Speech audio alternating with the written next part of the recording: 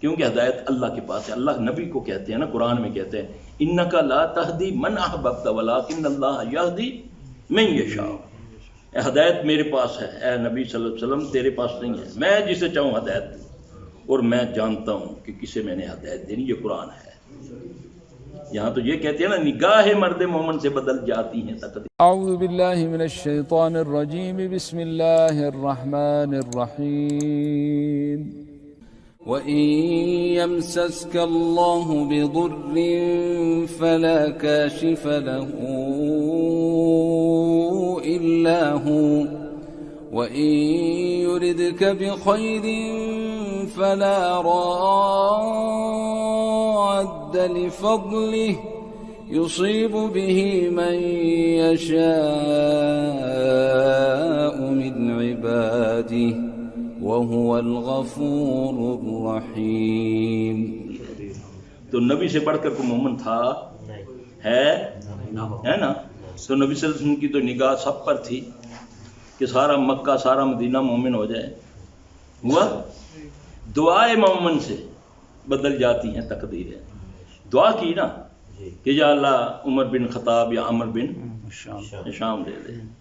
تو یہ لفظوں میں بھی بہت زیادہ آپ کو آگے لے جایا جا چکا ہے، کیونکہ ہم اپنے اصل سے دور ہیں. اب وہ کہتا ہے کہ میں نے بولا یار دیکھتا ہوں کیا ہے اس میں. کہتا ہے میں کھولتا ہوں تو میرے سامنے سورہ کہف کی یہ آیات سامنے آتی ہیں جس میں اللہ فرماتے ہیں کہ وہ 309 سال سوتے رہے. وہ صحابہ کہف 309 کتنی بنتا ہے نا فکر، سوتے رہے اور ہم انہیں کروٹیں دیتے رہے. کہتا جب میں نے یہ پڑھا نا کہ 309 سال سوتے رہے، آگے نہیں میں نے پڑھا، تو میں نے بولا یہ کیا ہے، یہ کیا تک ہے کہ 309 سال جسم مٹی پہ ہو اور وہ گلے نہ. کہتا جب میں نے آگے پڑھا کہ ہم ان کو کروٹیں دیتے رہے، تو میرے دماغ نے مانا کہ ہاں جب جسم کو ہوا لگتی ہے تو پھر مٹی اس کو کچھ نہیں خراب کر سکتی.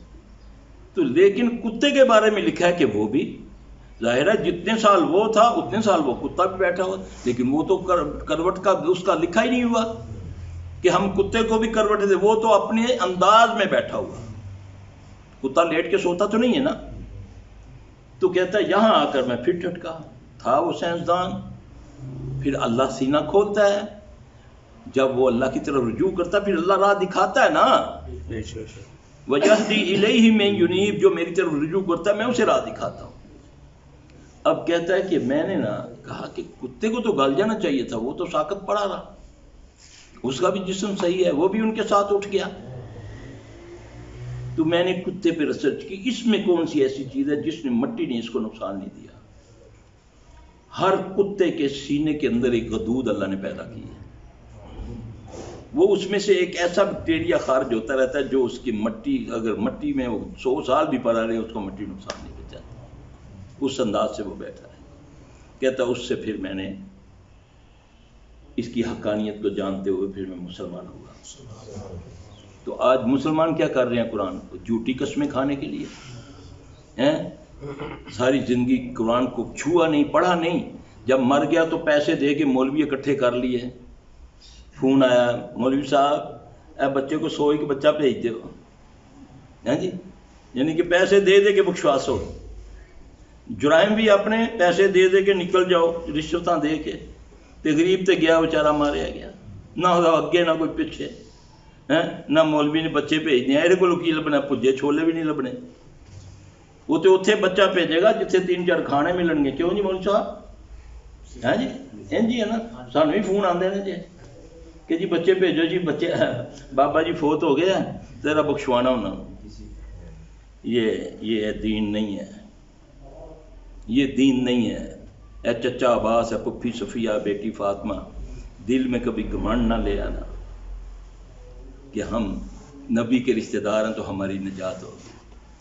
عمل ہی عمل ہی عمل، عمل ہوگا. عمل جب عمل ہوگا تو پھر اللہ کی رضا ہوگی، پھر اللہ کی رحمت آئے گی. میرے بھائی مسئلہ یہ ہے کہ قرآن کو پکڑ لو اور قرآن سمجھ آئے گا محمد صلی اللہ علیہ وسلم کے ذریعے سے، قرآن و حدیث کے. حدیث کہتی ہے یہ اللہ کی کتاب ہے تو ہم مانتے ہیں، ورنہ ہمارے پاس کوئی سورسز نہیں ہے کہ ہم اس کو ڈائریکٹ مانیں کہ یہ اللہ کی کتاب ہے کوئی اور ذریعہ؟ نبی صلی اللہ علیہ وسلم نے فرمایا یہ قرآن اللہ کی کتاب ہے تو پھر ہم نے مانا. حدیث قاری ہے قرآن پر، اور قرآن تمہیں سمجھائے گا بھی کون؟ محمد صلی اللہ علیہ وسلم.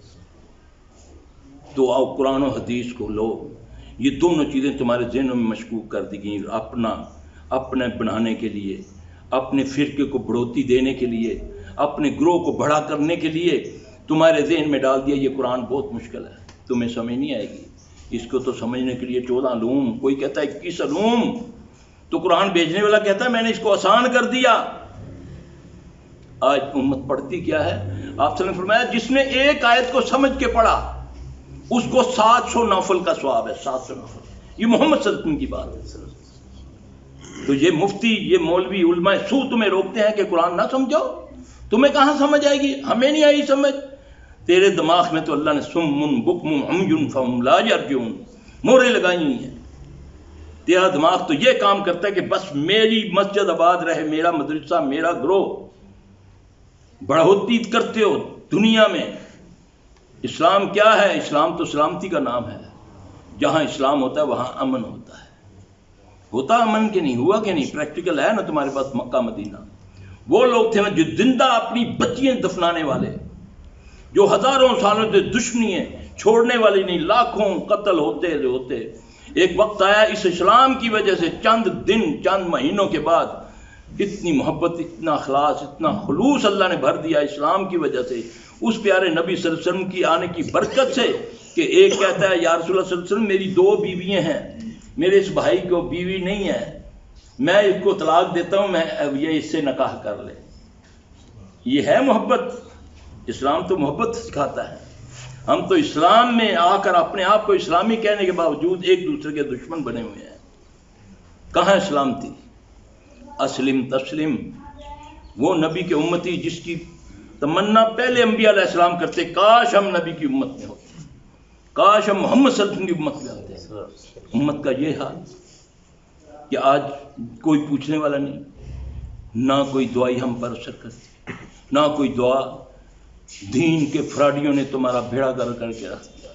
علاج کے چکر میں تمہارے ایمان ضائع ہو رہے ہیں. اللہ کے عزتیں تک لٹی جا رہی ہیں. کیا ہوتا ہے؟ لوگ آتے ہیں لٹے ہوئے کہ جی وہ آیا خبیث مولوی پیر آیا ہمارے گھر میں، ہماری بچی کی عزت بھی لٹ گیا، مال بھی سارا لٹور کے لے گیا.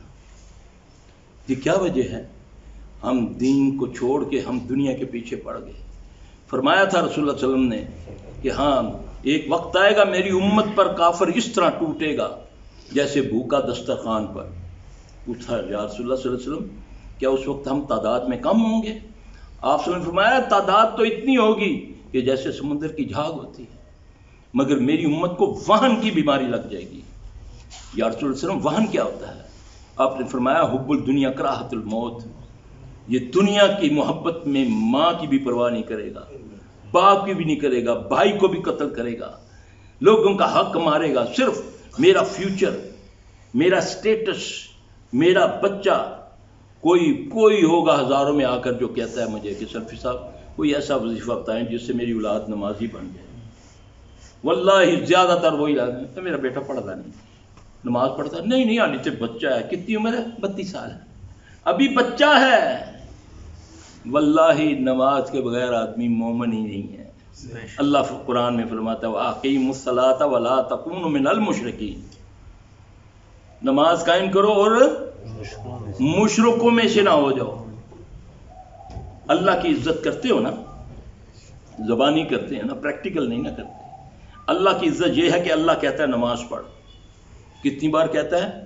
700 سے زیادہ مرتبہ. اس کتاب میں جس کا خود کہتا ہے کہ لا ریب فیہ، اس میں کوئی شک نہیں، اس میں اللہ کے شیطان تمہیں ایک بار روکتا ہے. کپڑے یار خراب ہیں. ابھی بولو یار ایک کنجری سے جانا مجرے تھے کسی پریزیڈنٹ ہاؤس کے بچ آنا ہے انہیں نچنے واسطے. 1 منٹ کھلو میں کپڑے بدل کے آیا. یہی ہے نا؟ نماز باہر کھڑا ہوگا اس کو بولو آجا یار تو ہوا میرے کپڑے نہیں صحیح. یہ ہے عزت اللہ کی. پھر اللہ کے نبی صلی اللہ علیہ وسلم نے فرمایا جو یہ چاہتا ہے کہ مجھ کو عزت دے کوئی، اسے چاہیے وہ پھر اس کی عزت کرے.